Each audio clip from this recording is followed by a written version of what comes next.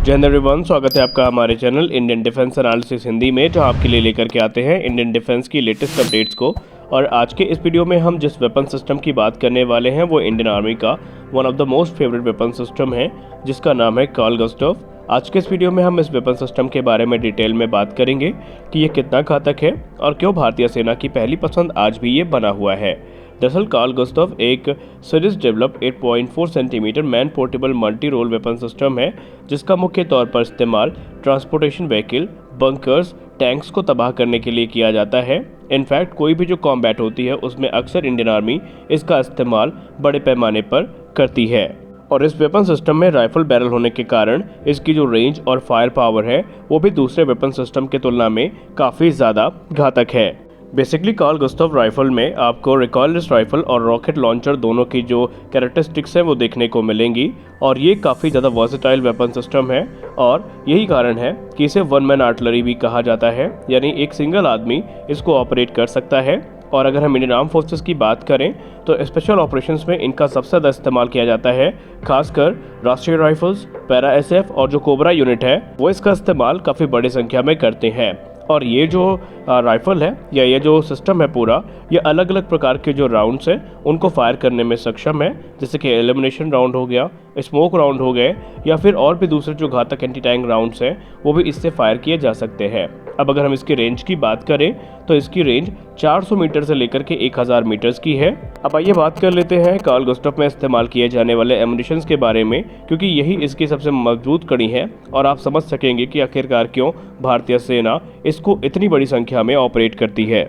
इस weapon system में जो एमुनिशन है वो मिशन डिमांड्स के हिसाब से इस्तेमाल किए जाते हैं, जैसे कि इसमें से high explosive anti tank round, anti structure ammunition, HEDP round या फिर मल्टी टारगेट एमुनिशन जो राउंड है वो फायर किए जा सकते हैं। और अलग अलग प्रकार के एमुनिशन को फायर करने की जो कैपेबिलिटी है वो इसे एक ट्रू मल्टी रोल सिस्टम बनाती है, जिसमें एंटी टैंक से लेकर के एंटी पर्सनल रोल में इसका इस्तेमाल किया जा सकता है।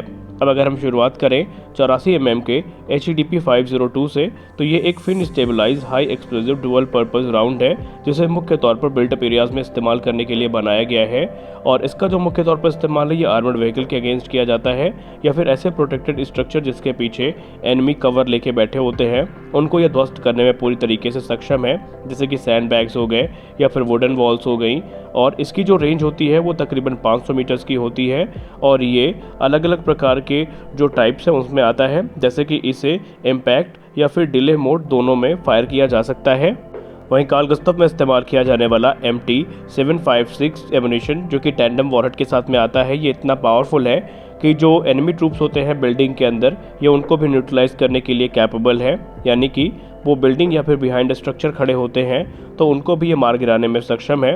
वही इसका पावर का अंदाज़ा आप इसी बात से लगा सकते हैं कि ये लाइट आर्मर व्हीकल्स को भी ईजिली तबाह कर सकता है, और इसकी जो रेंज है वो 600 मीटर की होती है। इसके अलावा अगर हम बात करें रॉकेट असिस्टेड हीट 551 की, तो ये जो टैंक्स हैं जो कि एक्सप्लोसिव रिएक्टिव आर्मर के साथ आते हैं उनको 700 मीटर की दूरी से ही मार गिराने में सक्षम है।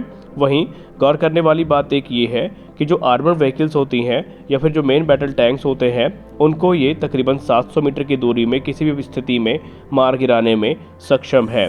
तो यही सारी चीज़ें कार्ल गुस्ताव को काफ़ी ज़्यादा कैपेबल प्लेटफॉर्म बनाती है।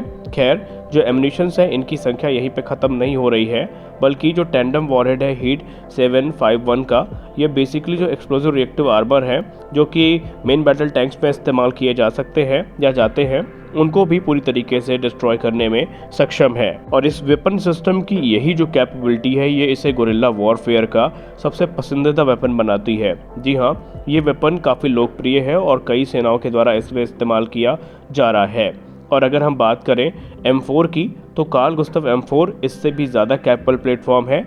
आइए जानते हैं उसके बारे में। Karl Gustav M4 basically 1 metre से थोड़ा छोटा है। वहीं उसके अगर हम वेट की बात करें तो इसका वजन भी 7 किलोग्राम से कम है, और इसकी यही जो खासियत है ये इससे जो सोल्जर्स होते हैं उनको काफ़ी फास्ट रिएक्ट करने में मदद करती है, यानी वो मूवमेंट के साथ साथ इसको इजीली ऑपरेट भी कर सकते हैं। वही जो लेटेस्ट वर्जन है वो स्पेशलाइज्ड एमुनिशंस के साथ में आता है, और इसमें जो पिकेटनी रेल्स हैं इसमें अलग अलग प्रकार की जो साइट्स हैं उनको भी इस्तेमाल किया जा सकता है।